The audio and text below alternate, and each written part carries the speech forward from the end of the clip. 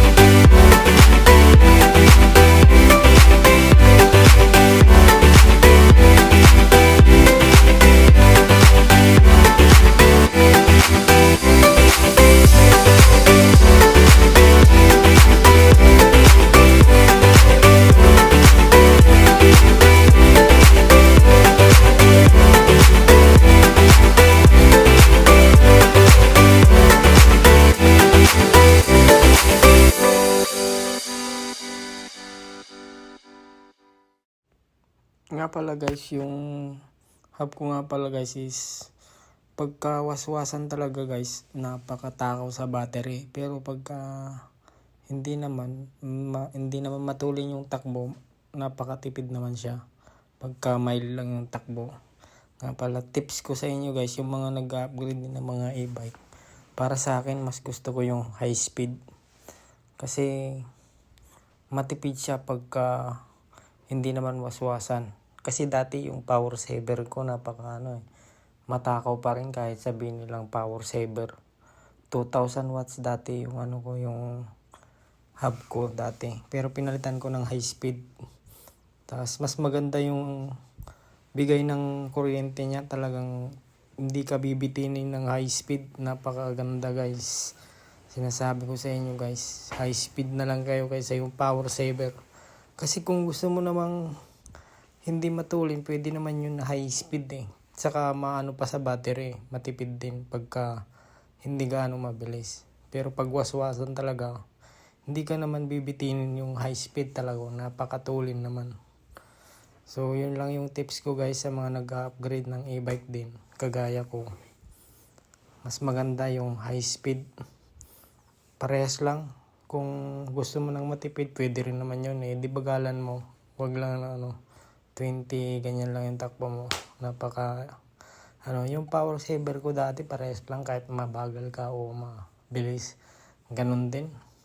Mas maganda pa nga yung high speed eh. Sige guys, hanggang doon na lang guys.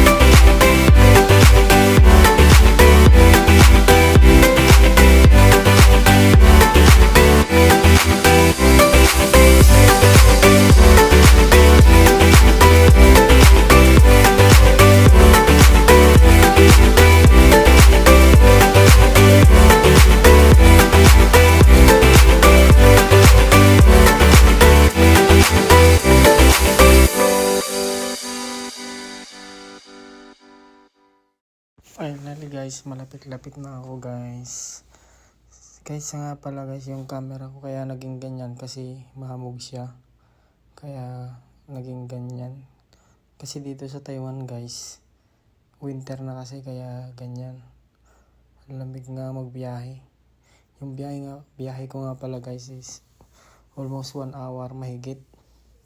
Ganun kalayo guys, yung 27 kilometer, pero wala akong magagawa guys kasi kailangan ko siyang sunduin. Day off niya kasi ngayon. Kaya atat na nga siya guys, kaantay sa akin. Kasi ang tagal ko daw. Malayo kasi yun eh. Kaya yan, hindi naman ako pwedeng mabilis, baka huliin tayo ng pulis guys. Kaya mahina lang yung takbo. Hindi mabilis. So, ayun na guys. So, tuwang-tuwa siya guys. Wow! Sige guys, hanggang dito na lang guys. Maraming salamat sa panonood. Thank you. Bye-bye.